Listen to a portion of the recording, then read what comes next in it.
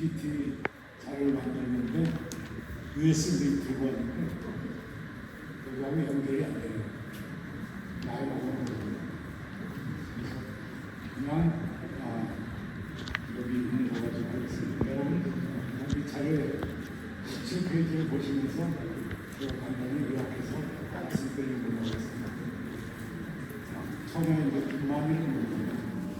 김만일은 제주도 남쪽 남원의 외길에서 지금부터 475년 전에 태어났습니다.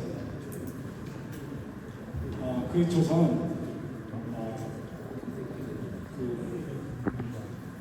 조선 건국때 1등 건국 훈장을 받았습니다.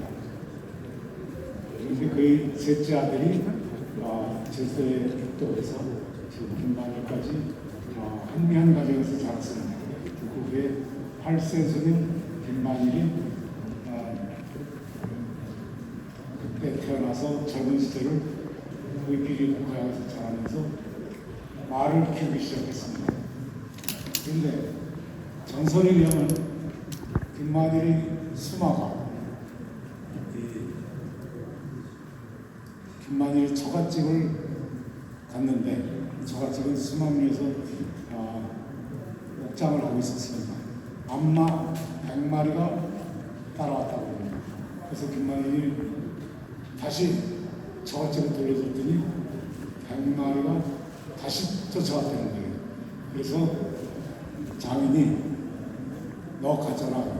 그래서 한 마리 가지고 10,000마리를 만든다는 거는 한 마리 가지고 한 20년 동안 100마리를 만들어도 10,000마리를 만든다.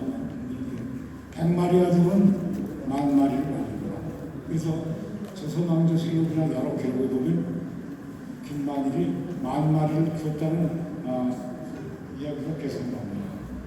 그래서 김만일은 수십 년간 말을 키웠는데 저 고원지대에서 말을 키웠습니다. 말에 대해서 역사적으로 검토해보면 말을 활용할 줄 아는 민족은 흥했고 말의 활용성을 모르는 민족은 그들의 지배를 받았습니다. 우리나라도 고조선 고구려 아래에는 말로서 그 큰 영토를 지배했습니다. 말이 없었다면 그 넓은 영토를 지배할 수 없습니다. 그 후에 고려 그리고 조선 초기까지도 말을 활용했습니다. 그런데 특히 이성계는 8마리 준말을 끌고 다니면서 만주를 휘젓고 다녔습니다. 그 중에 응상맥이라는 말이 있는데 그 말은 제주도 말입니다. 몽고마다 크고 대충 유명한 그 달단마 종류 같습니다. 아주 그런 우수한 말이 제주도에 있었습니다. 그런데 그 후에 남이 장군이 모함을 받고 죽은 다음에 김만일 때까지 120년 동안은 말도 없고 군인도 없고 장군도 없었습니다. 그런데 김만일은 조용히 말을 키우고 있었습니다. 김만일은 이미 말이 국력이라는 걸 알고 있었습니다. 네, 제주의 역사는 말의 역사라고 합니다. 한나시 때는 제주에 토마, 항마라는 말이 있었지만 그 후 몽고가 제주를 100년 지배하는 동안에 말의 종자를 갖다가 목장을 만들었습니다. 그 후에 세종대왕이 이 고득종의 권위를 받기 위해서 십서장을 만들었습니다. 십서장은 해발 200m에서 400m까지의 목장이고 10개로 나누는 목장입니다. 이렇게 몇백 년 동안 제주도에서는 사람과 말이 어울려서 살았고 말과 관련된 애와 지금까지도 상자성이 남아있는데 이는 세계적으로 그 유래가 없습니다. 그래서 제주 역사는 말의 역사라고 할 수 있습니다. 그런데 그 김만일은 어떤 말을 키우느냐? 여러 기록에 의하면 김만일은 전쟁에 당할 수 있는 큰 말을 키웠다는 기록이 있습니다. 사실 고인한 이후에 최영 장군이 제주에 좋은 말을 다 끌고 갔습니다. 그 기록이 많이 있습니다. 그리고 관리들이 우량마만 다 끌고 갔기 때문에 제주에 지스러기 말밖에 없었습니다. 그때 김만일은 준마의 유성인단을 여러 번 교회에서 특유한 준마를 만들어냈습니다. 이 준마를 흔히 산마라고 부르는데요. 이 김만일은 해발 400m부터 700m까지 그 높은 고원지대에서 말을 키웠습니다. 이거는 몽고인도 생각하지 못했고 세종대왕도 생각하지 못한 고원지대의 말이었습니다. 여기서 말을 키우는 그 말이 여러분 여기 그 말을 키우는 장소가 이 동네도 포함되는데 저 물령아리 오름에서부터 시작해서 대록산 그리고 백야기 오름 그리고 단원오름까지 포함한 약 2천만 평에서 말을 키웠습니다. 이 말들은 험한 산을 오르내리고 암석을 밟고 그러면서 강인한 말로 자랐고 이 고원지대에는 제도는 물이 없습니다. 이 말들은 오름에 두나우까지 물을 찾기 위해서 오르내렸습니다. 이런 말을 키우면서 많은 고관 대작들이 제주말을 탐냈지만 제주 김만일은 결혼할 의지로 자기 말을 귀를 찢기도 하고 눈을 찌르기도 하고 가족의 칼을 그대면서까지 자기 말을 보존했습니다. 이렇게 말을 키우는 동안에 임진왜란이 일어났습니다. 1590년 일본군이 불과 20일 만에 서울 도성을 점령했습니다. 그리고 우리 선조는 의지로 도망가고 1년 반 만에 돌아왔는데 제주도에는 다 쑥대밭이 돼가지고 말도 없고 아무것도 없었습니다. 그때 김만일이 500마리를 바치겠다고 제안을 합니다. 그러니까 비변사에서 일단 400마리만 끌고 와라. 100마리만 끌고 와라. 그리고 400마리는 나중에 요소에 보내기로 하자. 그래서 100마리를 끌고 가서 도성에서 임금을 만납니다. 임금 선조왕이 하도 강력해서 김만일에게 정이품 중추부 동지사를 제시합니다. 나머지 400마리는 아마도 권율 대원수가 일본군과 싸우고 의병들이 싸우던 곳에 보냈을 겁니다. 이거는 앞으로 연구 과제가 될 겁니다. 그 후 선조 다음에 광해군이 왕위에 오른 다음에 그러니까 저 만주 지역에 강한 세력이 일어나고 있었습니다. 여진족이 힘을 키우고 있었습니다. 여진족은 나중에 이 후금이라고 그랬고 그 후에 청나라라고 그랬죠.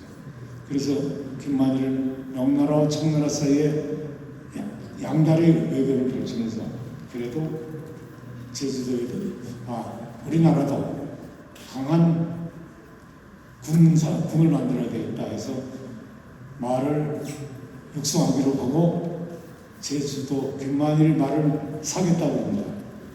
김만일의 말을 돈을 주고 사겠다. 면파랑 쌀을 주겠다. 그 신하들이 반대합니다.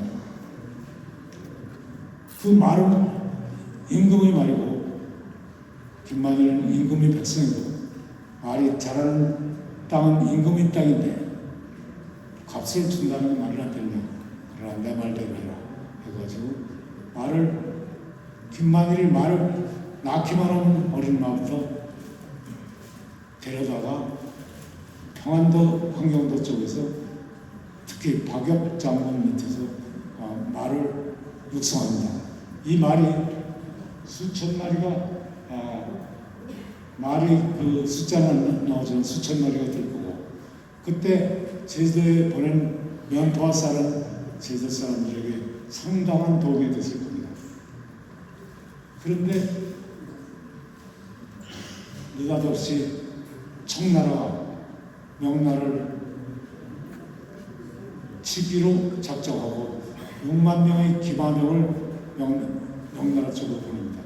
명나라에서는 50만 명을 군대 50만 명을 가지고 대처하면서 우리나라 보고 10,000명을 원군을 보내달라고 합니다.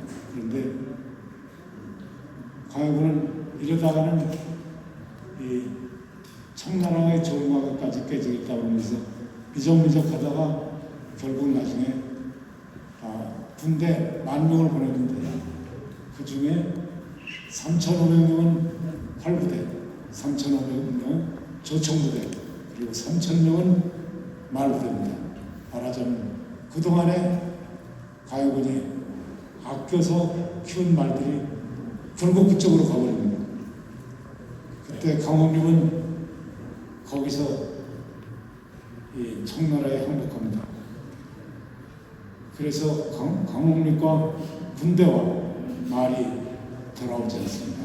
아무리 기다려봐야 돌아오지 않고 그 말들은 청나라, 명나라와 싸우는 전장터에 쓰이고 말입니다. 그래서 조선은 이제 말도 없고 군사도 없는 형편이 되었습니다. 이 말이 없는 걸 아는 것은 안타깝게 여긴 김만일은 500마리를 선수 끌고 서울로 갑니다. 500마리를 끌고 가는데 말이 두 줄로 서서 갈 리도 없고 한 줄로 서서 가면 약 5km를 가는 겁니다. 얼마나 장관이 있겠습니까? 광해군이 너무 강력해서 이방에게 오의도청관 자리를 줍니다. 오의도청관 정이품으로 지금으로 말하면 합창의장 정도의 자리입니다. 그 자리에 앉아있다가 상대를 앉아있다가 제주도에서 키우는 말이 눈에 밟혀서 그 자리에서 혼자 영광을 누리고 살 수 없다고 생각하고 임금에게 사정해가지고 제주도로 돌아옵니다. 돌아오니까 광해군은 이 김만일이 조상 7대 조상까지 그리고 아들 손주까지 다 벼슬을 내립니다. 그때 헌마공신 헌마공신이라는 공신을 모두 내렸다고 봅니다. 그 후에 이게 참 중요합니다. 광해군 15년에 인조반정이 일어납니다. 그리고 광해군은 쫓겨납니다. 그리고 인조가 즉위한 지 5년 만에 청나라가 쳐들어옵니다. 3만 대군을 이끌고 쳐들어옵니다. 그걸 정묘호란이라고 합니다. 그때 3만 대군이 우리나라를 거의 초토화시키고 그때 우리나라의 장군은 장만 장군입니다. 장만 장군은 군대를 다 잃어버리고 어느 가정집에 숨어 있을 정도였습니다. 그때 지원군을 나갔던 강홍립이 중간에 서가지고 협상을 벌입니다. 청나라는 우리나라에게 우리나라 왕은 그때 다 강화도로 피난 겁니다. 그때 이 협상하면서 청나라에서 그래 물러날 테니 김만일이 말 산마 200마리만 주면 물러가겠다고 합니다. 그때 그런 200마리가 상당히 중요했습니다. 명나라하고 치는데 그때 왕자가 홍타시 왕자인데 홍타시 왕자에게 나중에 이때 왕이 됩니다. 황제가 되죠. 그 말을 보낼 필요가 있어서 200마리를 보내달라고 합니다. 그때 이 김만일이 240마리를 보냅니다. 가다가 한 고실이 있을지 모르니까 40마리 20% 더해가지고 240마리를 보냅니다. 이 240마리가 바로 이 정묘호란을 정식시키고 청나라 군사를 물러나게 한 사건입니다. 이거야말로 김만일이 호국의 영웅이라는 것을 분명히 보여드리는 것입니다. 이미 이때 보니까 우리나라 말이 하나도 없습니다. 정명호란 때 싸우러 나가고 있었습니다. 이 사정을 한 김만일은 전쟁으로 초토화된 사정을 감안해서 500마리 전말을 보냅니다. 그때 인조인군 상당히 감격해가지고 김만일에게 숭정대부로 선언합니다. 숭정대부는 종일품으로 지금으로 말하면 부총리급입니다. 이렇게 김만일은 이 나라의 전쟁에서 호국의 영웅으로 추대를 받으면 합니다. 김만일은 83세까지 살고 죽었습니다.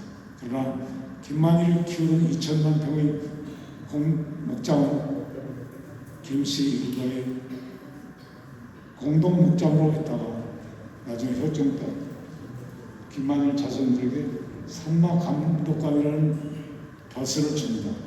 그리고 230년 동안 김만일의 자손이 말을 키웁니다. 세상에 230년 동안에 벼슬을 세습한 경우는 임금만큼 말고는 없습니다. 이런 분인데 1895년에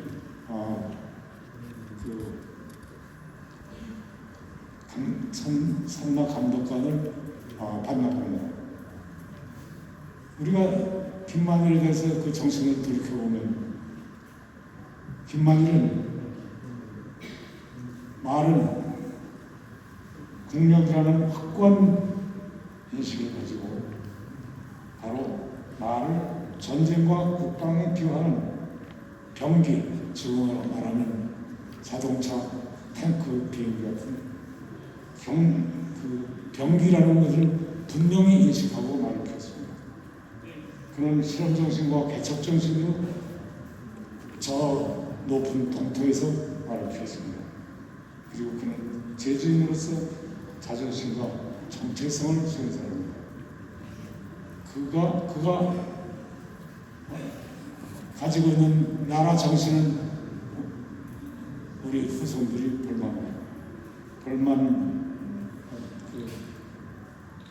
기억해 볼만합니다. 그래서 김만일의 위상, 우리가 역사를 논할 때 사람의 역사는 논하되 말의 역사는 별로 논하지 않았습니다. 그런데 이제는 말이 전쟁사, 그리고 우리나라 역사, 한국사, 그리고 세계사에 기록되고 김만일도 거기에 기록될 인물입니다. 김만일의 이 공적은 복음 동서로 관통한 역사적 가치이며 문명사적 존재입니다. 그래서 김만일의 행적은 인류사적 관점에서 재조명되어야 되고, 제주도는 김만일이 말을 키우고 그 다음에 십수장이라는 말의 목장이 수백 년간 있었다는 것을 통해서 세계적인 유산으로 남아야 된다고 생각합니다. 준비가 제대로 안 돼서 죄송합니다. 대단히 고맙습니다.